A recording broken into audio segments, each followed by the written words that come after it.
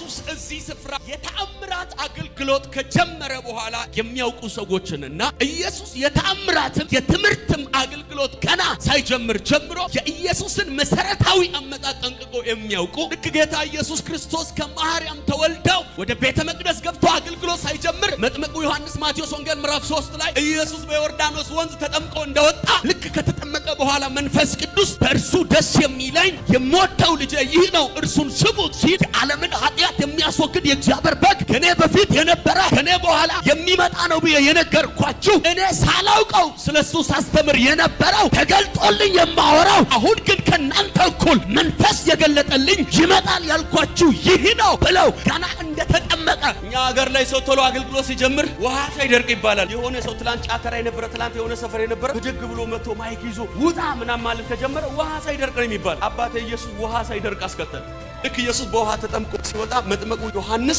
ከኔ በኋላ የሚመጣ አለ በእሳትና በውሃ ያጠምቃል ብዬ ያልኳችሁ እኔ ያጠምቃል ብዬ እንጂ ይጠመቃል ብዬ አላስተማርኳችሁም ነገር ግን አለ የዳኑትን ያስተማርኳቸውን ሳጠምቅ ለትምህርቱ ዕውቅና ሲሰጥ የተሰለፈው ይሄ ጌታ እንደናንተ ኃጢአተኛ አይደለም የሚጠመቀው ጥምቀት የኃጢአት የንስሐ አይደለም ከኔ በኋላ የሚመጣ ለኔም ጥምቀት ዕውቅና የሰጠው እሱ ከኔ በፊት የነበረ ነው የዓለምን ኃጢአት የሚያስወግድ የእግዚአብሔር በግ ነው ይህ ነው ብሎ ሲያሳያቸው እነ ዮሐንስ እነ ጴጥሮስ እነ እንድሪስ ኢየሱስን የተከተሉት 2 ዓሣና 5 እንጀራ ካባሳ በኋላ አይደለም የአራት ቀን ሬሳ ካስነሳ በኋላ አይደለም ተምሮ ነው የገባቸው ቤተክርስቲያን ውስጥ በትምህርት መረብ የተጠመዱና በቡሌ መረብ የተጠመዱ መካከል ልዩነት ይፈጠራል እግቦ ያደረበት እግቦ የበላበት የኢየሱስ መገኘት የሚመስላቸው ብዙ ሰዎች አሉ እነ ጴጥሮስ ኢየሱስን የተከተሉት በትምህርቱ ነው የሚገርማችሁ ልክ በመጥምቁ ዮሐንስ ትምህርት ኢየሱስ ጋር ከደረሱ በኋላ ኢየሱስ በነጋውም ይላል ዮሐንስ ወንጌል ምዕራፍ 1 ቁጥር 29 ጀምራችሁ ስታነቡት ኢየሱስ ወደ እርሱ ሲመጣ አይቶ መጥምቁ ዮሐንስ እነሆ የዓለምን ኃጢአት የሚያስወግድ የእግዚአብሔር በግ ይህ ነው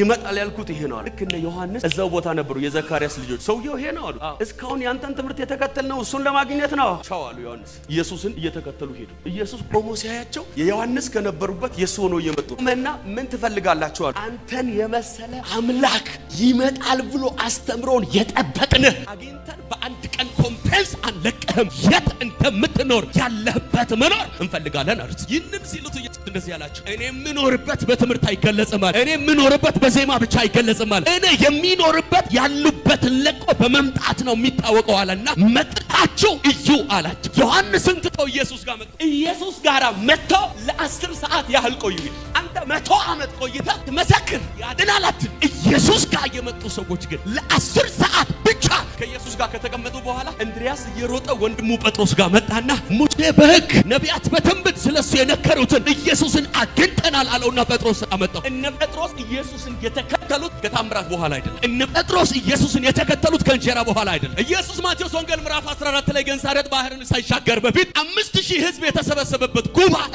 5000 የተከተለው ብዙ ድንቆችና ተአምራቶች ምልክቶች በእጁ እንደሚሰሩ ከተማው ላይ በሰሙ ጊዜ በሽተኞች ፈውሳቸውን የሚፈልጉ ራብተኞች ድህነታቸው እንዲቀየር የሚፈልጉ ኢየሱስ ጋር መጡ ይህንን በተካፈላችሁት ፕሮግራም ልባችሁ የተደሰተና የተባረካችሁ በሙሉ ይህንን የዩቲዩብ ቻናል ሰብስክራይብ በማድረግ ተከታታይ ፕሮግራሞቻችንን እንድትካፈሉ እንዲሁም ክራይስት ፌሎሺፕ ቸርች በሚል የፌስቡክ ፔጃችን ቲክቶክ ላይ የምትከታተሉ ሰዎች ደግሞ አፖስትል ዘላለም ሰለሞን ክራይስት ፌሎሺፕ ቸርች ብላችሁ ሰርች በማድረግ አገልግሎቶቻችንን እንድትካፈሉ እንዲሁም ዲዩት ሰብስክራይብ ሼር በማድረግ ደግሞ አገልግሎታችን ወደ ተለያየ አካባቢ ተደራሽ እንዲሆን እንድታደርጉ ቤተክርስቲያን በእግዚአብሔር ራራዬ ትጠይቃለች ከናንተ ጋራ በዚህ ሚዲያ ደግሞ ወደ ቤታችሁ መተን እግዚአብሔርን ጸጋ እንድንካፈል ዩቲዩብንም ሆነ ፌስቡክ ቲክቶክን እግዚአብሔር ሲሰጠን ይህ የኢየሱስ ክርስቶስን ወንጌል ወደ ዓለም ሁሉ የምናደርስበት እግዚአብሔር ያዘጋጀን